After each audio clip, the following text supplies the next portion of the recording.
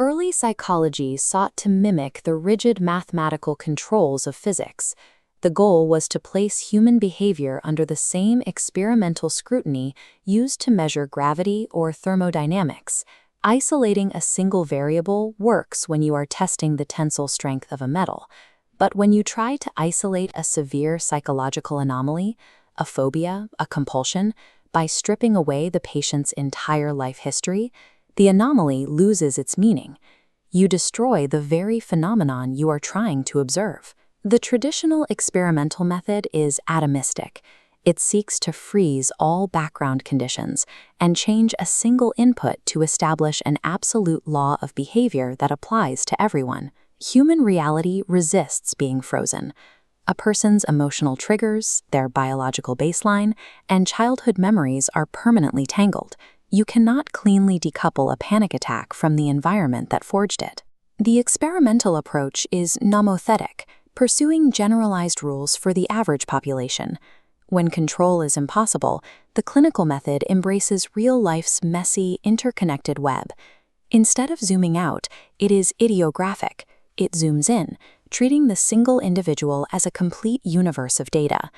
To understand a mind that has deviated from the norm, you have to abandon the search for general laws. You map the specific, indivisible architecture of the person sitting in front of us.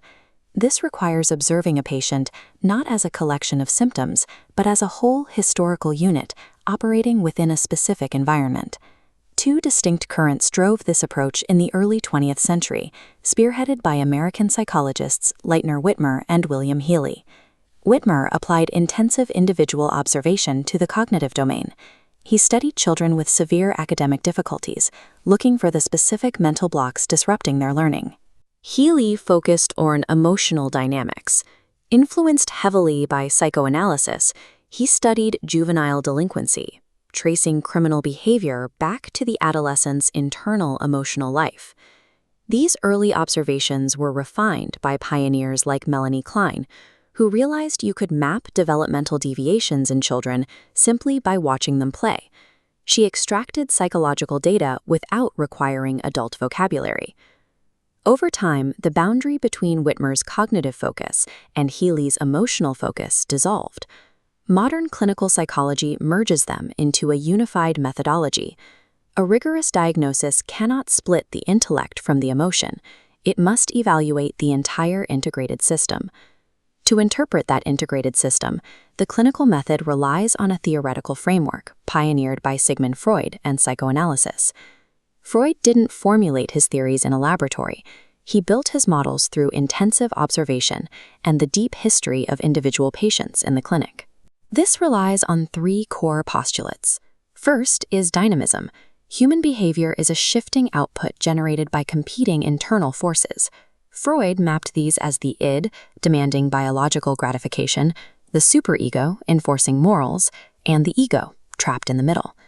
The second postulate is historical determinism. If a patient exhibits a severe anomaly today, it is anchored in early childhood conflicts, typically formed in the first 5 years, and subsequently repressed, which leads to the third postulate, depth.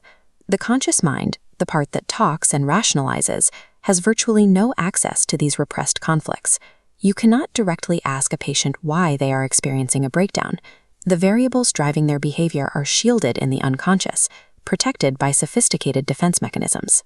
If the patient is unaware of their own structural conflicts, the clinician must use specialized tools designed specifically to bypass conscious awareness. This is the primary hurdle of clinical data collection. Direct experimental questions yield no result when the independent variables are hidden from the subject. The first tool to solve this is the clinical interview. It is a semi-structured interaction designed to navigate around psychological defenses. The clinician uses open questions to initiate narrative flow. The patient dictates the story. The clinician observes the framing, noting what is emphasized and what is omitted. They then deploy reflective questions and targeted follow-ups. These probe underlying emotions, verifying the true intent behind the narrative. Throughout this process, the clinician monitors for internal contradictions within the story and external friction, like a patient describing a tragic event with a completely flat, detached physical affect. The interview maps the perimeter of the patient's conscious defenses. It shows the clinician exactly where the unconscious roadblocks are positioned. When the interview hits one of those roadblocks, the clinician deploys projective tests. By presenting the patient with ambiguous stimuli, the test strips away prepared scripts and logical defenses. The conscious mind does not know what it is looking at, so it cannot censor the response. This technique was most famously utilized by Hermann Rorschach. This is the visual apparatus of the Rorschach inkblot test. It relies on a series of symmetrical, completely ambiguous ink patterns. The test forces the psychological process of projection. The mind abhors the ambiguity, so it projects its own internal structure onto the image to make sense of it. The resulting verbal response is a direct imprint of their unconscious architecture. A narrative-based alternative is the thematic apperception test, or TAT. It forces the patient to look at an ambiguous scene and invent a story, revealing their own hidden drives and environmental pressures in the process.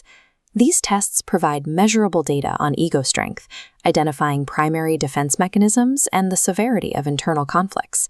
They take the invisible architecture of the unconscious mind and render it as empirical data. The clinician now possesses a massive amount of qualitative data, observation logs, interview transcripts, and inkblot maps. Organizing this into a scientific format is difficult. The case study serves as the formal synthesis, consolidating these chaotic data streams into a structured record.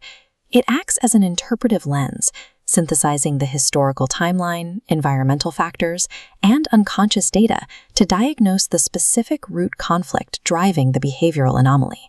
Once that framework is built, the clinician has a working model.